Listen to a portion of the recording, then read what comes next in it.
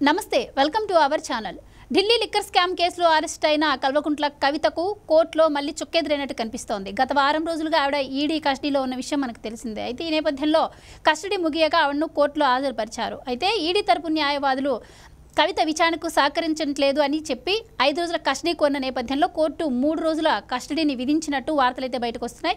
మరి దీనికి సంబంధించి మరిన్ని వివరాలు తెలుసుకునే ప్రయత్నం చేద్దాం. మనతో ఉన్నారు senior political journalist Durga Kumar గారు. నమస్కారం అండి. నమస్కారం గోవర్ధన, మన వీక్షకులకు కూడా నమస్కారం. సో దుర్గా కుమార్ గారు, కవిత కస్టడీని మరో 3 రోజులకు పొడిగించారు అని వార్తలు అయితే వస్తున్నాయి.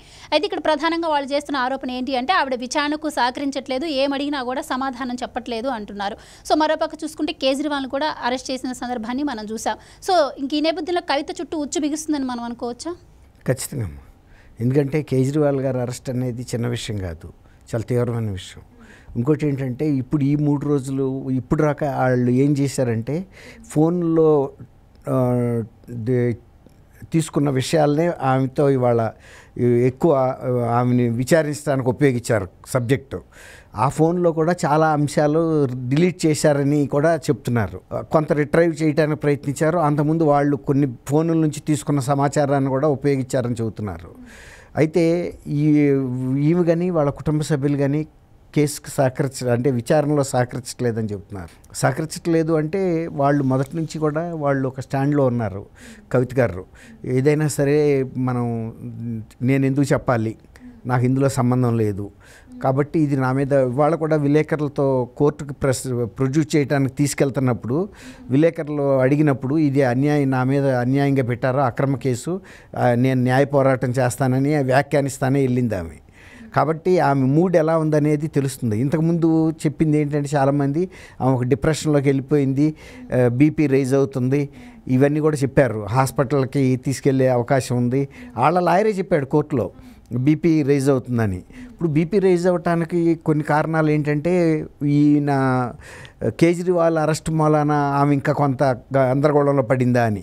ఎందుకంటే కేజ్రీవాల్ని, తర్వాత అతను డిప్యూటీ చీఫ్ మినిస్టర్ సిసోడియాని, తర్వాత పిళ్ళైని, వీళ్ళందరినీ కూడా కూర్చోబెట్టి ఎదురెదురుగా క్రాస్ ఎగ్జామినేషన్ చేస్తారని ఆమె ఫీల్ అయ్యి కొంత బీపీ రైజ్ అయిందేమో అనిపిస్తుంది.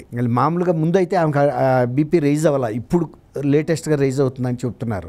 అది మనం కొట్టేయటానికి అవకాశం లేదు, ఆరోగ్యంగా సమస్య కాబట్టి వాళ్ళు ప్రస్తావించారు.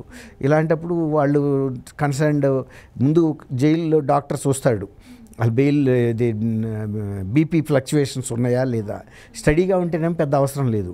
నిజంగా కనుక వాళ్ళు చెప్పినట్టు ఫ్లక్చువేషన్స్ కనుక ఉంటే ఫిజిషియన్ దగ్గరికి తీసుకెళ్ళి చూపించి దానికి ఇంజెక్షన్స్ కానీ ట్యాబ్లెట్స్ కానీ వాడతారు. ఎందుకంటే బీపీ అనేది చిన్న విషయం ఏం కాదు. అందులోనూ ఇలా కొన్ని ఒత్తిడిల్లో ఉన్నప్పుడు ఒకసారి అది బ్రెయిన్ హ్యామరేజ్కి ఇలాంటి వాటికి కూడా దారితీస్తుంది. కాబట్టి ఈడీ లాంటి అధికారులు కానీ జైలు అధికారులు కానీ ఇలాంటి రిస్క్ ఇప్పుడు పెట్టుకోరు. అది మనం కొట్టేయటానికైతే వీలు లేదు. ఇప్పుడు ఈ 3 రోజుల్లో జరగబోయే విచారణ మాత్రం ఇంకా కొంచెం ఇప్పటికే చాలా తీవ్రంగానే జరిగిందని చెప్తున్నారు. ఎందుకంటే వాళ్ళ దగ్గర చాలా ఎవిడెన్సెస్ ఉన్నాయి. అయితే ఇంకొకటి వినిపిస్తుంది ఏంటి అంటే ఇప్పుడు వరకు అరెస్ట్ చేసిన వాళ్ళు 4 స్టేట్మెంట్ తీసుకున్నాము, దాని గురించి కూడా కవితను అడగడం జరిగింది. అలాగే కిక్ బ్యాక్స్ ఏవైతే ఉన్నాయో వాటి గురించి, కొన్ని ఫోన్లో డేటా రికవరీ కాలేదు, సో వాటి గురించి అడిగాము కానీ ఆవిడ నుంచి ఏ సమాధానం లేదు అని ఈడీ అధికారులు చెప్తున్నారు. సో మరో పక్క చూసుకుంటే ఈడీ అధికారులు ఈరోజు తెల్లవారుజామున కవిత ఆడపడుచు ఇంటికి వచ్చి కూడా అక్కడ కూడా సోదాలు చేశారు అని తెలుస్తోంది. మరి ఇంకా ఆవిడను కూడా అరెస్ట్ చేసే అవకాశం ఉంటుందంట, అంటే మరికొన్ని అరెస్టులు కూడా ఉండొచ్చు అని వార్తలు వస్తున్నాయి. ఈ నేపథ్యంలో మరి ఇంక ఈ కేసు ఎంత దూరం వెళ్ళే అవకాశం ఉంటుంది? ఎక్కడెక్కడ వీటికి సంబంధించిన లింక్స్ ఉంటాయో వాటిని ఇప్పుడు నిన్న మొన్న కవిత గారిని ఇంట్రాగేషన్ చేసిన సమయంలో ఆమె కూడా కొన్ని ఎంత సహకరించకపోయినా కొన్ని అయినా ఒప్పుకోవాల్సి వస్తే, కొన్ని ఏదో ఒకటి స్పిల్ అవుట్ అవుతాయి తెలియకుండా కూడా. ఆ స్పిల్ అవుట్ అవుతున్న ఆ క్వశ్చన్కి సమాధానం చెప్పాలన్నప్పుడు ఏదో కొంత అయినా చెప్పాలి కదా. ఆ స్పిల్ అవుట్ అయిన ఇన్ఫర్మేషన్ మూలన బహుశా నేను అనుకోవటం వాళ్ళు ఇంకా ఫర్దర్ రైడ్ చేశారు. మొదట్లో ఎప్పుడు వాళ్ళ ఆడబిడ్డ ఇంటికి వెళ్ళలేదు కాబట్టి అట్లా కొన్ని ఇంకా ఇంట్రాగేషన్ చేసిన కొద్దీ కూడా ఇంకా కొంతమంది పేర్లు వచ్చే అవకాశం ఉంది. ఇంకా కొన్ని సంఘటనలు ఈడీ దృష్టికి వచ్చే అవకాశం ఉంది. ఆ ఎవిడెన్సెస్ కూడా కలెక్ట్ చేసుకుంటారు. ఫైనాన్షియల్గా ఎక్కడెక్కడ ఈ ట్రాన్సాక్షన్స్ జరిగినాయి, మనీ లాండరింగు, రెండోది ఎవరెవరు ఇంకా ఇన్వాల్వ్ అయ్యారు, ఎక్కడ ఏ ప్లేసుల్లోనూ, తర్వాత వాళ్ళ ఫోన్ నెంబర్లు, ఫోన్ చాట్లు, ఇంకా ఏమైనా ప్రూఫ్స్ ఉంటాయా చూస్తారు. అంటే రికార్డెడ్గా రిటర్న్. ఇప్పుడు ఈ కస్టడీని ఇంకా పొడిగించే అవకాశం ఉంటుందంటారా, లేదంటే జైలు శిక్ష? అంటే ఇప్పుడు ఏంటంటే అందరికీ కవితకు జైలా బెయిలా అన్న డౌట్లో అయితే ఉన్నారు. సో ఏం జరగబోతుంది? ఈ కస్టడీకి బెయిల్కి సంబంధం లేదు. ఇప్పుడు ఈ కస్టడీ క్లోజ్ అవ్వగానే ఆమె మళ్ళీ జ్యుడిషియల్ కస్టడీలోకి వెళ్ళిపోతుంది కదా ఈడీ నుంచి.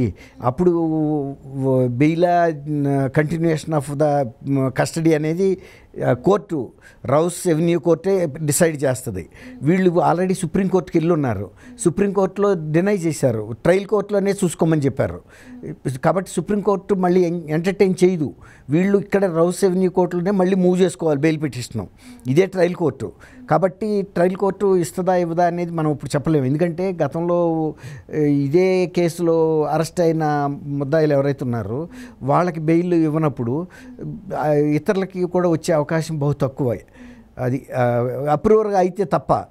ఇప్పుడు ఈమె అప్రూవర్గా మారతారన్నా కానీ ఒప్పుకోరేమో అనేది చెప్తున్నారు. ఎందుకంటే మొత్తం కేసు అంతా ఈమె మీదే ఫోకస్ అయ్యి ఉన్నప్పుడు ఈమె అప్రూవర్గా మాట్లాడటానికి కూడా అవకాశం లేదు. ఇంకోటి ఇవాళ ఆమె ఏం చెబుతుంది, ఇది అక్రమ కేసు అని చెబుతుంది. అక్రమ కేసు అయినప్పుడు ఇంకా అప్రూవర్గా మారాల్సిన అవసరం ఏముంది? ఈమె అదే ఫైట్ చేస్తుంది, నా కేసుని చేయమని, దాన్ని ఏమంటారు, క్రాష్ చేయమని క్వాష్ పిటిషన్ వేస్తుంది. లేదు బెయిల్ పిటిషన్ వేసుకుంటారు. ఆల్రెడీ అక్కడ బెయిల్ పిటిషన్ వేసి ఉన్నారు కదా, అది ఎట్లాగూ డినై అయింది. మళ్ళీ ఇప్పుడు ఈ 3 రోజులు కస్టడీ అయ్యే వరకు అయితే ఆగాలి. నేను అనుకోవటం ఇంకా కస్టడీ పొడిగిస్తారని అయితే నేను అనుకోవట్లేదు. ఎందుకంటే మొన్న 4-5 రోజులు ఇచ్చారు, మళ్ళీ ఒక 3 రోజులు 8 రోజులు.